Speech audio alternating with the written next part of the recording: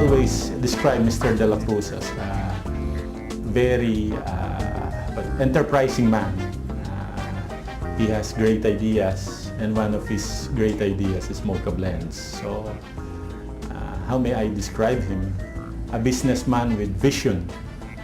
Because, as you can see, he loves to have good food, he loves coffee. So, he started this thing, Mocha Blends, in the year 2002. Of course, just to make mention, he started his business in machineries, in farm machineries. He's also involved in the optical business. But he's one person who's really committed for Mocha Blends. In fact, he's still the chairman who does everything in terms of operations of Mocha Blends. So me, as operations manager, he helps me out in trying to conceptualize what's the next best thing for Mocha Blends. So when he learns something when he goes to Australia, he tries to input some ideas on what's the latest thing in terms of coffee. And he also, looking at him as the president and chairman, concocting these new drinks that we should introduce, the new food. He's even involved in that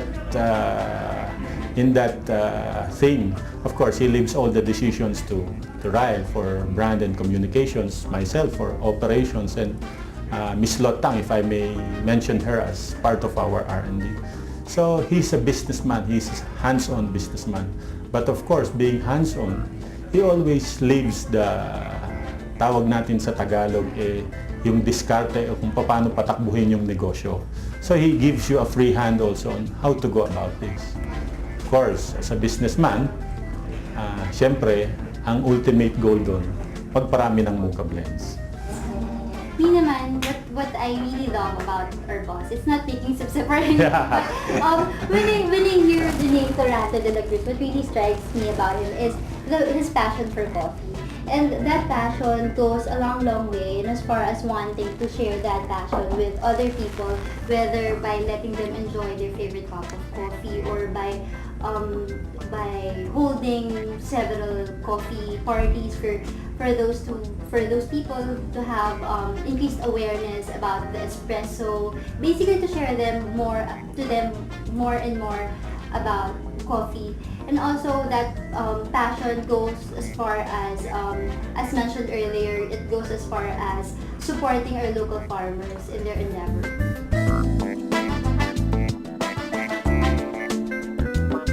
Since we started, actually we were able to come up with 3 slogans already. The first one that we had was "No queues, no rush." It all started because, as Mr. Romero mentioned earlier, or the unique selling point of Mocha Blends is that you come in and our store associates would prompt you to sit down and enjoy the semi-fine dining experience. You don't actually queue in line to get your coffee served. So that's why we had the "No queues, no rush." Yes. And then second, the second slogan that we had was "Mocha Moments to Share," because we want to make sure that each time you come and visit Mocha Blends, it's a very Unique experience. and warm and very special experience. And now, we also want to highlight that we do not only serve coffee, but we also have food. Unlike the other coffee shops there, who usually complement their drinks with just pastries and coffee. Here in Mocha Blends, we offer from a wide array of food, from greens up to sandwiches, up to the rice savories that we have now. We even have fusion of both Australian and Filipino cuisines. So in that note, we now have the slogan of "Great Coffee, Great Food." Well, basically, if you look at our menu, we have fruit-based drinks. Just like this summer, we had these berry smoothies. So we came up with the summer drinks. We call them berry smoothies. These are fruit-based drinks. So we also have the cold drinks, which is the Fredduccinos, no? So which are coffee-based, and some are, if you may call it, fruit-based, as I said a while ago.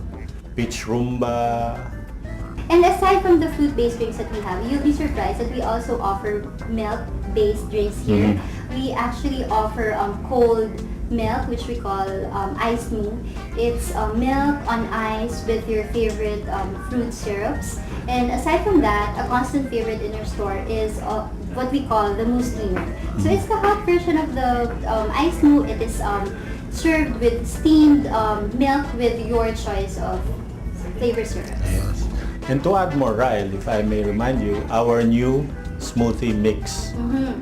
So we have a mix. We have a ready mix for our drinks, which we use for our berry smoothies. So it's really good tasting.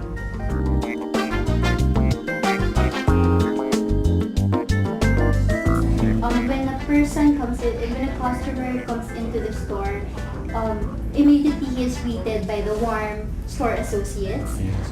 Immediately he's prompted to sit down and enjoy the semi-dining experience. And of course, he's welcomed by the great coffee and great food that we serve.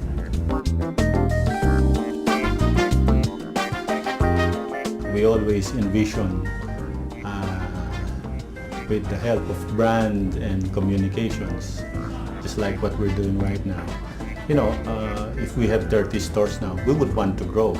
So we're targeting, let's say, in 3 to 5 years, as you mentioned, probably about 40 to 50 stores. So this may be, if you may call it, very, how do you term it? Very strong, or something like ambition, high ambitions. But we're already successful. As Mr. De La Cruz has said, we have a very good concept, we have a very good coffee, we have great coffee, we have great food, and our concept is, you know, it can be applied. Plus the fact that people would always come to our stores and, you know, like the kind of service that we give, because we're a full service store, if you may say. So as Ryle has mentioned, in other restaurants, water is served upon request. But part of our concept is you're immediately given a glass of water. So experiencing that kind of service at Mocha Blends would really drive people to our stores. And we would like to take this opportunity, right, to invite people to come to our stores. When you say Mocha Blends, it's all about our passion for coffee. It's all about the experience that one gets when you come inside. It's all about that perfectly dome-shaped cappuccino and that perfectly grilled baby back ribs that you come and experience in Mocha Blends. So basically, when you say Mocha Blends, it's a complete dining experience. Yeah. You do not only delight your palate with the coffee or fruit-based drinks, but you can also make sure that you are filled and that you are that your meal is complete. In relation to that, you would say the service that we give our clients. And right now, basically it's value for money. You can try our meals and they're very, very competitively priced. So we're not priced high, we're not priced low. But you know, having a nice meal with Mocha Blends is an experience in itself. You get your money's worth. Yes.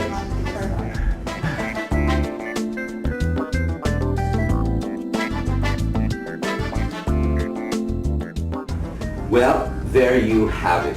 Now you know why Mocha Blends has joined the realm of what we call marketing success. It's obvious they've said it all. A super brand, another one not in the making, but already there. Thank you very much. Thank you so much, and congratulations. Thank you.